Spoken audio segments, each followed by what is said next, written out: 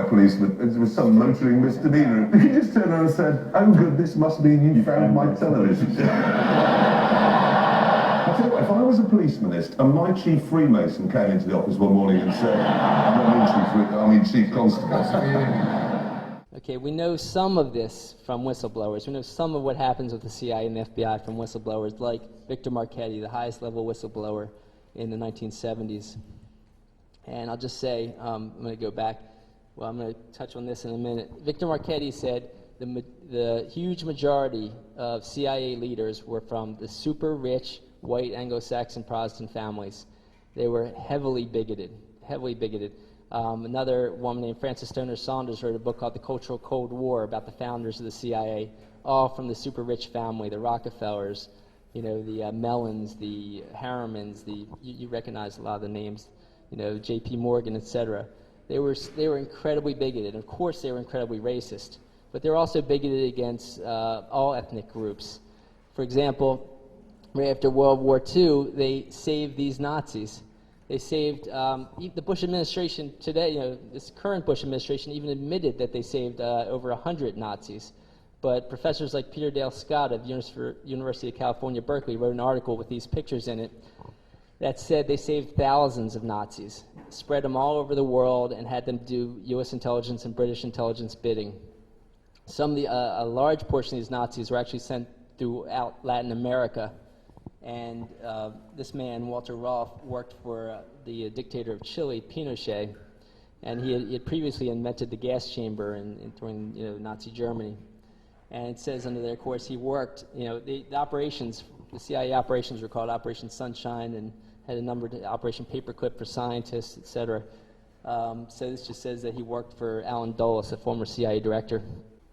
Okay, here's Bobby Seale and Huey Newton when they started the Black Panther Party for Self-Defense. And, just to make sure for people that don't realize, they had a 10-point platform doing incredible things for their community. First, of course, they had the guns to protect themselves from police brutality. They weren't, as some accounts say, to attack police. They were to protect themselves. There was rampant police brutality. They also had free breakfast programs for poor children. They had free health programs. They had free education, political education programs, housing programs, etc. They had a newspaper, of course, to educate the community. This is Sekou Odinga. I'm sorry, the picture's a little blurred.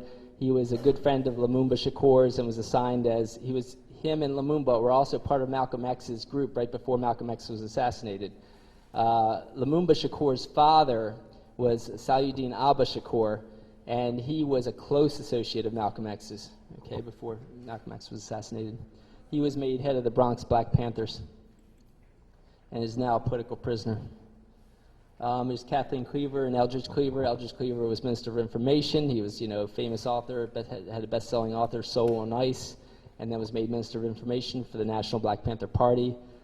Kathleen Cleaver was a spokeswoman for the Black Panther Party nationally, and is now a law professor trying to get good words out on the Panthers. This is a CIA document. I've got hundreds of these CIA documents that different good Black Panthers have given me to help with this project. This one just happens to talk about Harry Belafonte. Harry Belafonte was a major funder of Martin Luther King and other black activists. And so they watched him closely, and they put an undercover agent as they inserted him as his manager. He pretended to be a top civil rights activist, and it was a white guy who just got famous for his hardcore activism.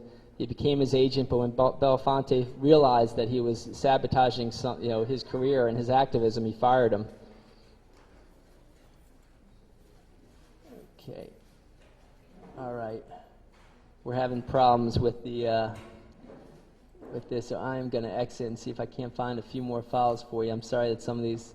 All right, I'm going to give you a little more here. Here's a picture of Geronimo Pratt with a young Tupac, and there's a Afeni Shakur in the upper left-hand corner, and in the lower left-hand corner is Setua Shakur. And now Geronimo Pratt was in jail at this time. He was head of the Los Angeles Black Panthers, and was framed by a guy named Richard Held, who I'm going to hopefully get to in a few minutes.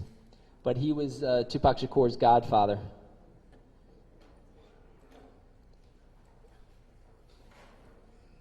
Okay, I'm hoping we can get you more than this. But I'm gonna talk a little more and hopefully be able to find some of the stuff I'd like to find for you.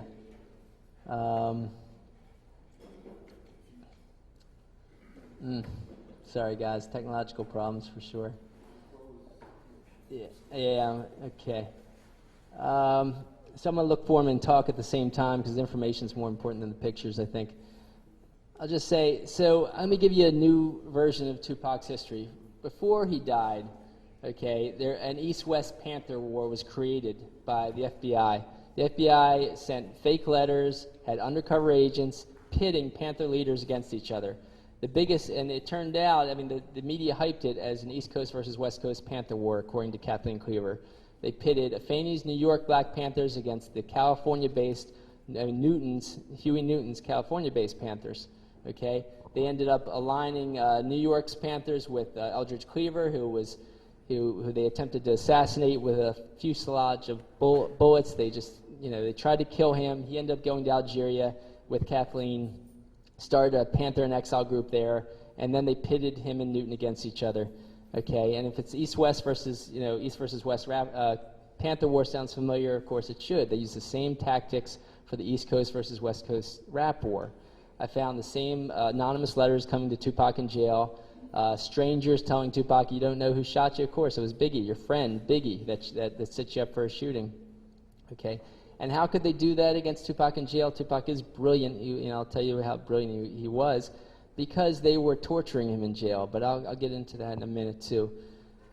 So we found a lot of the same tactics used against the Panthers. So Afeni Shakur represents herself in court. She's credited for getting all the Panther 21 off in court. She gets out of jail. Her and Lumumba end up divorcing, but she ends up moving in with Lumumba's adopted brother, Mutulu Shakur, who was a co-founding leader of the Republic of New Africa, which was a huge national group, a very highly respected national group of activists.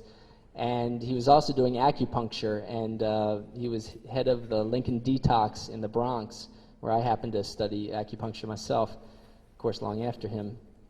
But he was highly respected. He was doing great work for addictions in the Bronx, and he was doing such good work, the city decided to close his detox down, his clinic down, and because he was also doing political education. He was doing political education with a number of different activists from the Students for Democratic Society, Puerto Rican independence activists.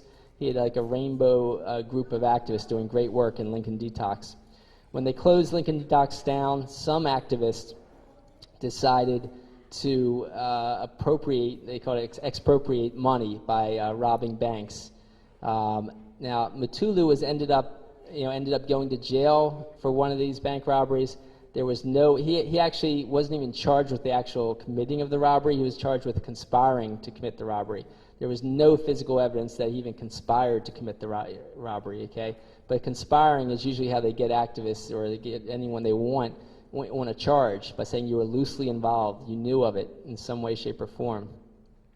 So they ended up, putting loads and loads of people in jail for conspiring to commit the crime. It turns out their top witness was the guy who actually shot a bank truck driver. Their top witness. That witness was found to be an informant. An informant is usually someone who's been paid by the FBI. Someone being paid by the FBI, we really should call an agent, not an informant. So this undercover agent is the one that actually did the murder that Mutulu ended up going to jail for. This guy got 6 years for that murder. It got out in 6 months. Mutulu got 40 years for conspiring to be involved in that situation. Okay, and Sekou Odinga was a co-founding member of the Black Liberation Army with Zaid Shakur, Mutulu's brother. Also, Zaid ended up getting killed with Assad Shakur, but he had founded the Black Liberation Army. But Sekou Odinga ended up going to jail for that incident. Okay, I'm just going to move up a little bit here. Now, Tupac grew up with Mutulu as one of his top mentors. Geronimo Pratt was in jail on a frame-up, but was another of his top mentors. And that's why, of course, and Afeni, his mom, was a top mentor, and that's why he had such a revolutionary mindset. He was asked by a priest when he was 13 years old, what do you want to be when you grow up? And he said, a revolutionary.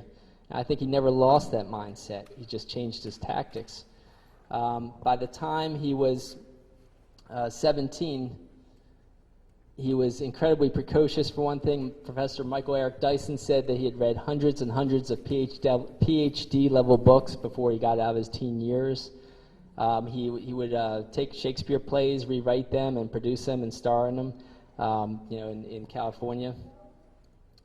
And he was also incredibly well respected to the point that he was the youngest ever elected chair of the New African Panthers, which was the young adult group of the New African People's Organization. It was active in 8 cities nationwide. And it was about the same ages as many of the original Black Panthers when they started the Black Panthers across the country.